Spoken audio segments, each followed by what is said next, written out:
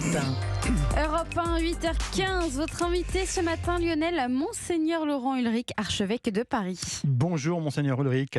Bonjour. Merci d'être en ligne avec nous ce matin sur Europe 1. Alors évidemment, cette date du 15 août a toujours une signification particulière pour les catholiques du monde entier. L'Assomption qui célèbre la Vierge Marie. Mais à l'approche de cette date, Laurent Ulrich, le pape François a indiqué qu'il prierait de manière particulière pour la France. Pourquoi ça, Monseigneur ?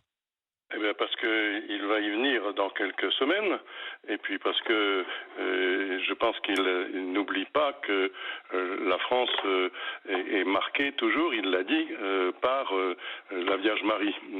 Il y a eu ce vœu de Louis XIII, il y a déjà bien longtemps, mais ça marque. À Notre-Dame de Paris, il y a cet hôtel, ce mémorial du vœu de Louis XIII, et donc ça marque beaucoup. On sait comment Notre-Dame de Paris marque beaucoup et Paris et la France tout entière. Et donc je pense que c'est un signe d'amitié que le pape veut nous donner. Un pape François que l'on a senti régénéré au sortir des JMJ de Lisbonne. Vous y étiez. Vous avez vous aussi constaté un nouvel élan à l'issue de ces journées, Monseigneur Ulrich ? Ah, tout à fait. J'ai été très heureux de participer à ces JMJ avec les jeunes parisiens particulières, mais aussi avec ceux à qui j'ai pu donner une catéchèse qui débordait largement le diocèse de Paris. Et il y avait parmi eux d'ailleurs un grand nombre d'auditeurs belges, de jeunes auditeurs belges. Voilà. On a pu lire chez nos confrères du Figaro hier que l'Église catholique semblait divisée par les projets du pape François. Alors je résume pour nos auditeurs, si vous le permettez. En octobre doit se tenir un synode réformateur sur la gouvernance de l'Église. Ils seront évoqués les questions du diaconat féminin, l'ordination d'hommes mariés, la bénédiction de couples homosexuels, enfin beaucoup de sujets qu'on va dire révolutionnaires et qui, paraît-il, créent un certain trouble. Est-ce que c'est ce que vous ressentez également, Monseigneur Ulrich ? Mais non, je crois que le synode, c'est l'Église qui se met en assemblée avec un certain nombre de clercs, des évêques et de laïcs aussi, puisque le pape a invité des laïcs, pour regarder la situation dans laquelle nous sommes. Et donc, il est tout à fait normal que l'ensemble des questions qui se posent dans la société d'aujourd'hui soient évoquées dans ce temps de synode. Je précise deux choses. La première, c'est que ce synode va s'établir sur 2 sessions, une en octobre 2023, une autre en octobre 2024, pour bien se donner le temps de la réflexion, de la relecture, de la reprise des questions, du débat, d'une certaine façon. Et la deuxième chose que je dis, c'est que un synode, ce n'est pas un parlement. C'est-à-dire que il n'y a pas de lobby qui essaie de faire passer absolument une mesure. C'est un échange qui prend vraiment son temps et où je le signale, le vote n'est pas acquis à la majorité absolue plus une voix, 50% plus une voix, mais à la majorité qualifiée de 2/3. C'est-à-dire on n'obtient pas au synode, dans n'importe quel synode, à quelque niveau que ce soit, dans un diocèse ou au niveau mondial, on n'obtient pas un résultat simplement en ayant forcé et acheté quelques voix. D'accord. Mais le fait est qu'il va y avoir une sorte de grande réflexion, si je peux me permettre de simplifier, autour donc de ces sujets de société aussi, à la fois de société, mais d'adaptation finalement de l'Église au temps moderne. Certains estiment qu'il faut justement que l'Église s'adapte et avance avec le monde. D'autres craignent que cette modernité, cette dynamique d'ouverture s'apparente à une forme de déconstruction de l'Église. Ça n'est pas votre avis ? Je ne crois pas, parce que, vous savez, nous portons le nom de catholique, c'est-à-dire universel. Depuis les 20 siècles de l'Évangile et de l'évangélisation, les chrétiens se sont portés à la rencontre de toutes les cultures. Et donc, ça les a beaucoup modifiés. Quand, au cours de l'histoire, ils ont rencontré, par exemple, ils venaient du judaïsme, ils ont rencontré la culture grecque, ça a beaucoup transformé l'Église.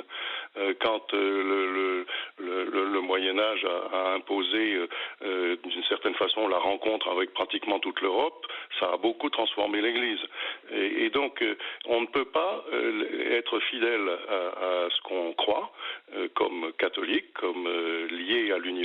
on ne peut pas être fidèle sans être attentif à la réalité des cultures que nous traversons et qui nous traversent. La réalité d'une société, hein, également, avec ce que ça suppose comme bouleversement, comme changement des mentalités.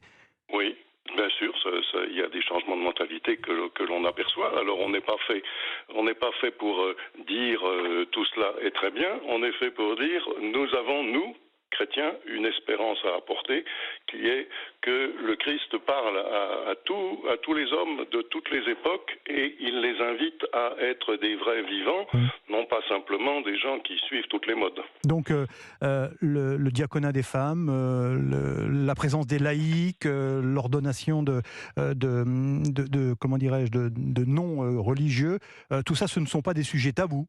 Mais ce sont des sujets qui vont être en discussion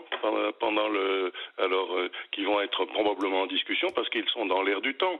Et ça ne veut pas dire que l'Église tout d'un coup va donner des coups de barre, imprévisibles, imprévus, mais elle va chercher à tirer le meilleur de ce qui se passe dans le monde d'aujourd'hui et de continuer à annoncer une vraie espérance qui est la vie avec le Christ. Cela va dans le sens, Monseigneur Ulrich, du message que vous avez adressé aux jeunes qui participaient notamment au JMJ, les incitant à s'engager socialement, politiquement. Ça va dans le sens d'une plus grande proximité de l'Église, justement, face à la modernité, entre guillemets, de la société. Mais je crois qu'il y a toujours eu cette désir d'engagement des chrétiens dans leur société, l'engagement social, l'engagement à travers la vie professionnelle, la vie de la société, l'engagement politique aussi. C'est une tradition des chrétiens de choisir un engagement. On peut avoir l'impression que ça a plutôt diminué, mais je crois que les chrétiens que j'ai vus, les jeunes chrétiens que j'ai vus, sont très au fait des questions d'aujourd'hui et des défis qu'ils auront comme chrétiens à résoudre. Et donc, je fais confiance tout à fait que pour eux, acquérir des notions de ce que c'est que la doctrine sociale de l'Église peut leur permettre de s'engager en vérité. Et avec notamment les questions sur l'environnement, hein, qui ont été particulièrement soulignées par le pape François. Ils y sont très sensibles. Effectivement. Ils y sont très sensibles. Deux mots sur le diocèse de Paris, Monseigneur Ulrich. J'ai lu que vous aviez fixé comme priorité depuis 15 mois environ, hein, que vous êtes à la tête du diocèse, votre priorité, le suivi personnel des prêtres. Qu'est-ce que cela veut dire ? Mais ça veut dire que dans le monde où nous sommes, justement, qui est un monde un peu désarçonnant, qui est un monde un peu difficile, les prêtres ont besoin d'être aidés à prendre leur charge au milieu du bouleversement dans lequel nous sommes. Et donc, je crois que nous avons à resserrer nos liens entre nous. Il y a bien sûr, comme dans tout groupe humain, des gens qui pensent différemment les uns des autres, mais nous avons à resserrer les liens de notre communion et à savoir mieux ensemble, à chercher mieux ensemble comment nous devons tenir notre ministère de prêtre et d'évêque ensemble pour être vraiment fidèles. Mais quand vous dites, pardonnez-moi, quand vous dites suivi personnel, ça veut dire quoi ? Ça veut dire aussi un suivi matériel, un accompagnement, parce qu'il peut y avoir des prêtres qui sont peut-être en difficulté sur le plan matériel, sur le plan humain. Oui, bien sûr. Sur le plan surtout, je crois, sur le plan humain, le désir de ne pas... je veux dire, on a tous appris à être prêtre d'une certaine façon. Pour moi, il y a plus de 40 ans, et cela a beaucoup changé dans la société. Et donc, je crois que c'est assez naturel de retrouver ensemble nos repères et de ne pas perdre le sens de notre mission. Merci Monseigneur Ulrich, merci d'avoir été en ligne et en direct ce matin sur Europe 1 et bonne fête du 15 août à vous. Merci beaucoup. Bonne fête du 15 août à tous. Merci, à bientôt, au revoir.